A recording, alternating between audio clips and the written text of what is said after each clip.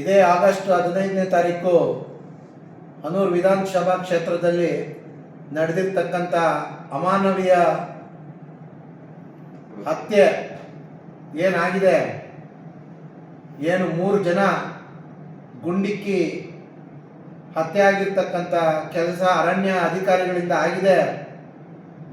ಇವತ್ತು ಎಲ್ಲೋ ಮಾಧ್ಯಮದಲ್ಲಿ ಬರ್ತಾ ಇರ್ತಕ್ಕಂಥ ವಿಚಾರಗಳೆಲ್ಲ ನೋಡ್ತಾ ಇದ್ರೆ ಈ ಪ್ರಕರಣ ಎಲ್ಲೋ ಹಾದಿ ತಪ್ಪತಕ್ಕಂಥ ಕೆಲಸ ಆಗ್ತಾ ಇದೆ ಅಂತ ನಮಗೆ ಸಂಶಯ ಬಂದು ನಮ್ಮದೇ ಆಗಿರ್ತಕ್ಕಂಥ ತನಿಖೆನ ನಾವು ಆರಂಭ ಮಾಡಿದ್ವಿ.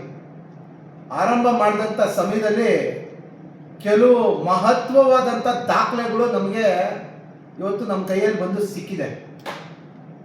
ಈ ದಾಖಲೆ ಇಡೀ ಅರಣ್ಯ ಅಧಿಕಾರಿಗಳು ತಲೆ ತಗ್ಗಿಸ್ತಕ್ಕಂಥ ಕೆಲಸ ಮಾಡ್ತಕ್ಕಂಥ ದಾಖಲೆಗಳು ನಮ್ಮ ಕೈಯಲ್ಲಿದೆ.